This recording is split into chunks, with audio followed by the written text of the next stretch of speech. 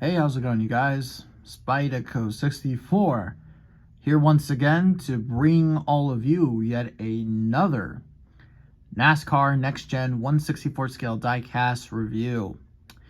Well, guys, for now we have reached, I guess, sort of the end of these 2022 Next Gen diecast releases, especially these race win versions, because I almost have, and I'm not including drivers that won multiple races last year, but no, as you can see, that I have almost about 17 of the 19 different winners from last season, not of course counting Blaney last year, who won the All-Star race and all that sort of stuff. Yeah, we're not gonna count that. So yeah, basically, this is right here is one of the 19 different winners from last year. Now, of course, we are still missing 2, but we'll get into that. But anyways, what do we have here today? We have Erik Jones, Focus Factor Darlington Southern 500 win. All right, well, here we go. Here is the box. Once again, it's nothing too special. I don't really need to go over it. It is what it is, so there you go. Anyhow, let's have a quick look at this car here. A really nice looking paint scheme for Erik Jones last season, and a big win for him as well. Now, of course, if any of you don't know, Erik Jones won the Southern 500 last year. And, this win right here, I don't care what anyone says. This was a very special win. Of course, for a lot of reasons. Of course, the first obvious reason is that it's the freaking 43. Returning back to victory lane. Hadn't done that since, Erik Almirola, since his Daytona win back in 2014. So yeah, a long time in the making, certainly for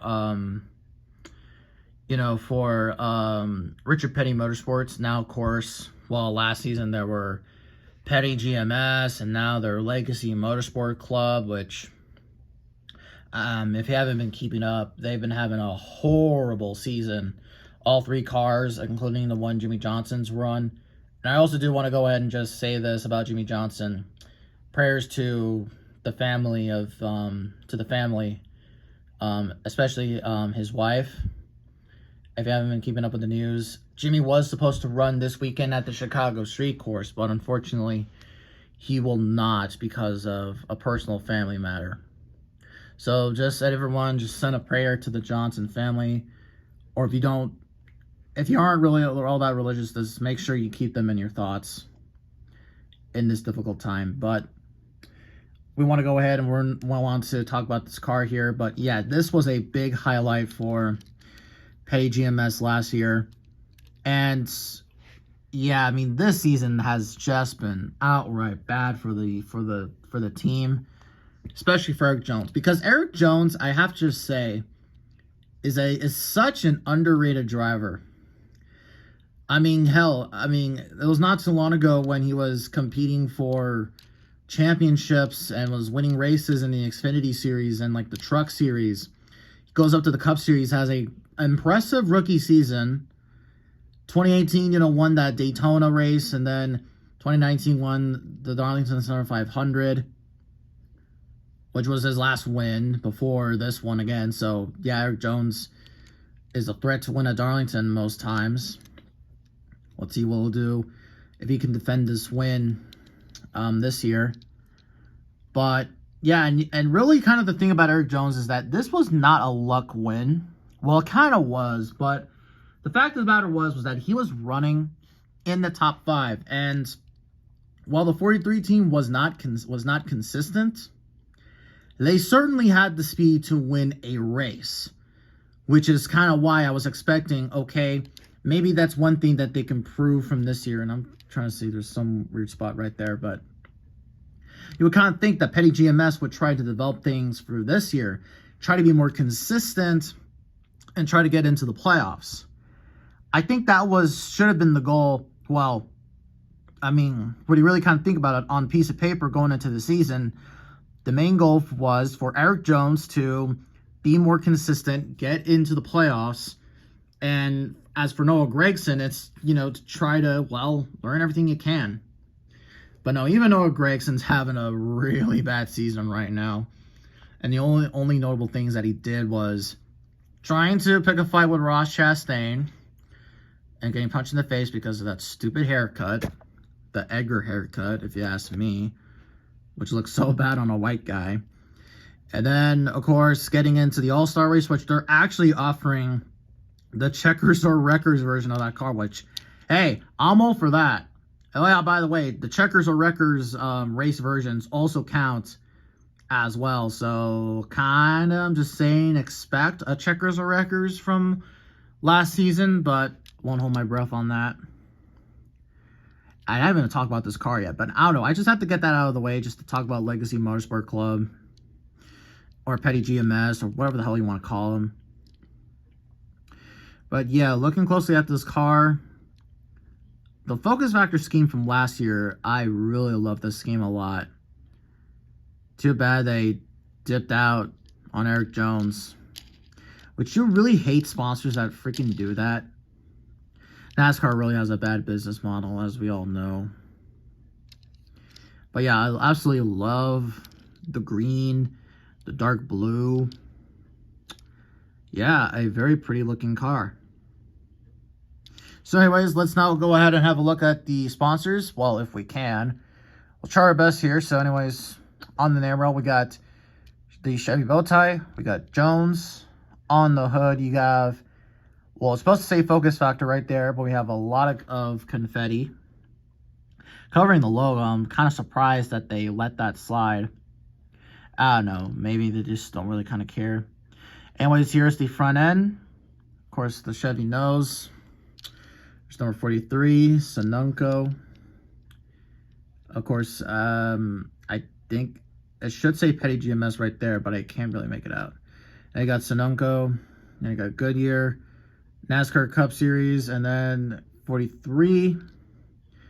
Erik Jones' name right there. You got Focus Factor, Nutrition for the Brain. And then right here, I see Mac Tools, STP. I can't make out the other one. Of course, there's the jack stand right there, and you got a little of a blue stripe going across, light blue stripe. There's some silver. And also, the one cool thing is, I keep forgetting, is that, and this is something I didn't notice, but you got Champion right there. Main sponsor for Grant Infinger. And you got Safety Clean right there. I think that's their name. And then you got U.S. Air Force, the gas cap. It's something else. I don't really care what it's called. And then you got the 43 right there, if you can make it out. And then you got Jones. Nothing on the rear deck lid. On the back bumper, you of course can see the screws on the back. The rivet detail. Got the Chevy Camaro taillights. Focus Factor, Nutrition for the Brain, Camaro, ZL1, number 43. And then you got the same stuff on the other side. And of course, there's a look at the bottom. Not much else to mention there. So in terms of race wind damage, this car actually has quite a bit of some race wind damage. So of course, the confetti of course covers most of the hood. The hood. The roof, it does cover some right here on the fender, some on the back deck lid, and then some here on the splitter, some down here where the side skirts are, some of course, yeah, basically surrounds all around where the fenders are, rear fenders. And then, yeah, there's some damage right here, got a little bit onto the wall a little bit. I don't kind of remember him really driving this hard, but then again, I mean, I don't know. I mean, that race, it was memorable, but it's like, you just can't remember. Then on the front end, it's pretty dirty. That's pretty cool. And then, of course, you know, there's some gas and all that sort of stuff leaking across. But hey, you know, this card right here, I think out of all of them, this has a really nice amount of like, you know, victory lane, like celebration from victory lane, and then also at the same time as well, you know, some confetti and all that, or race win damage from the racetrack. But guys, we have reached the conclusion of these videos. These next-gen 1/64 scale diecast reviews. I had a goal set in mind that I would try to get all the 19 different winners, their race win versions, in the 1/64 scale line, since I knew that I was not going to do another. And yeah, I know the Spyder Cup Series has been delayed for quite a while. I've honestly just have not really much of the motivation to really try to do the series, but I'm gonna try to finish it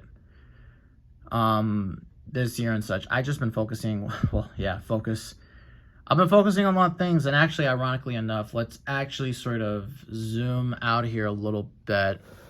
Looks kind of bad, but as you can see, I still have the Darlington set up right there, so eventually we'll get to that. And I did rearrange some of the shelves here, and there's a little thing from the Coliseum stop motion race I did. But let's focus on here. So yeah, there's just kind of that I just really need to, you know, do. And I don't want to rush through the races, if I made myself clear. But you know, getting all these diecast right here has really it's made, you know, it basically has secured that there's still content to be released.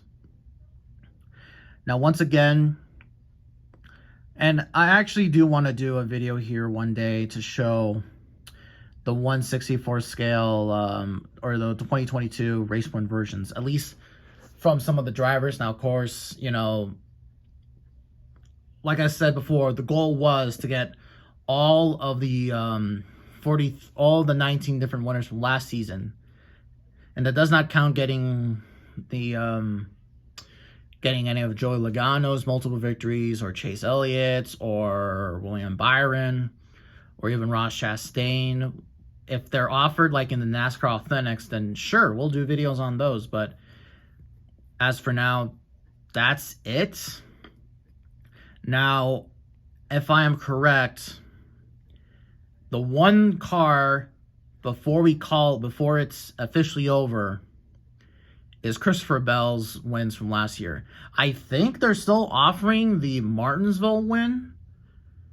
I know New Hampshire and Charlotte Roval got canceled. I know because, well, really those races weren't really memorable in any other way.